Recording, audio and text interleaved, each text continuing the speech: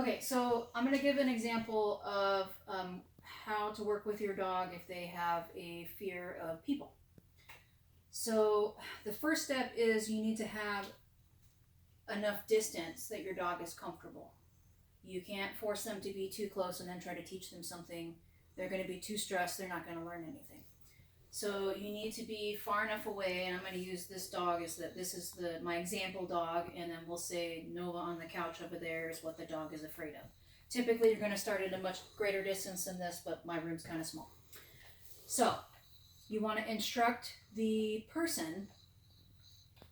You'll have to set this up ahead of time, but you want to instruct the person to not interact with the dog at all. They can't look at the dog, they can't talk to the dog, they don't get to pet the dog. They need to act like the dog's invisible, because we want the dog to get comfortable and move at their pace and not be startled by the person making a fast movement or being loud or something like that. And one of the key things to remember about doing this is you do not want to lure the dog. A lot of times people will use treats and they'll be like, oh, it's okay, move closer. And then they're luring the dog. And then what you get is you get a dog that snatches the treat and then moves back because they weren't really comfortable moving that close, but they just really wanted the treat. So what you want is you want them to make the choice to move forward in their own time. And this will take a lot of patience. Sometimes it can take months to get a dog over a fear of something, and they may never get over a fear of something. But usually you can at least increase their relaxation.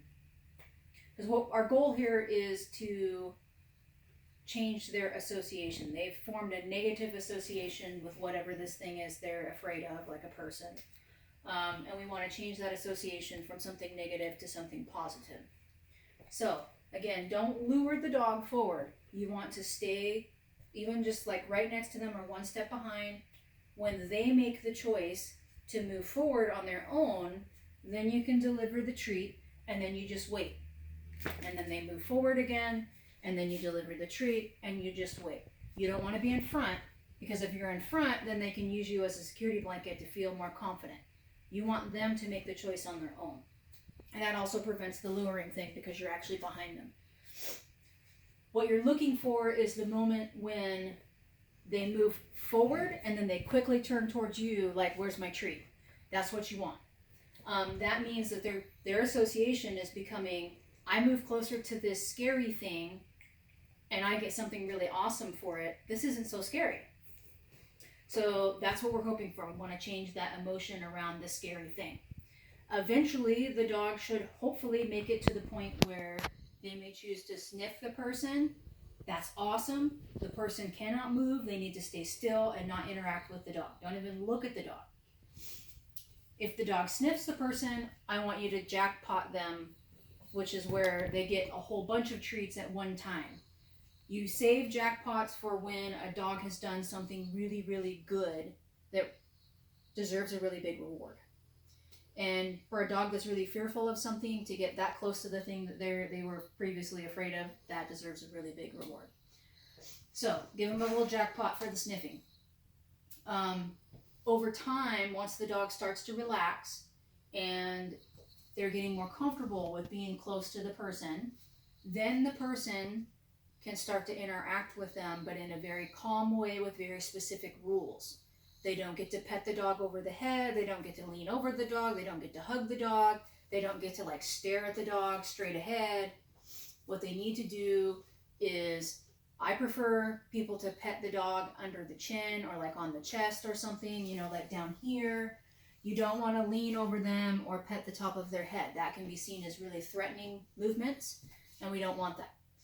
So they can talk to the dog as well, but they need to use a really calm, quiet, nice voice.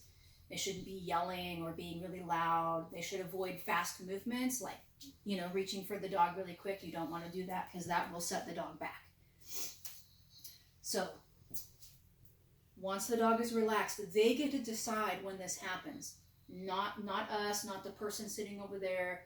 The dog is the one that makes the choice. You want them to have the choice to move forward on their own when they feel safe to do that. So those are a couple key things to remember. No luring. Stay one step behind the dog.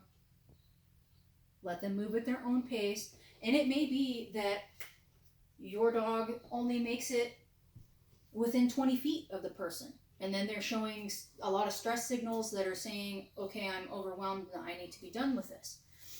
That's okay. It's going to happen over time, but it's not going to happen overnight. It's not going to be an immediate thing. It's likely that if your dog has a minor fear of something, that they'll move through this pretty quickly and they'll move to the sniffing and the getting petted by the person. But if your dog doesn't get to that point, that's okay. It will happen eventually, which is going to take a little bit more time. The big thing about changing an emotion about something, changing a fear, is it happens at the dog's pace, not at our pace. And that can be frustrating sometimes. So you have to be patient. Okay, I think that pretty much covers it for facing a fear of a person. If you have any questions or anything, feel free to get a hold of me and I will help you out.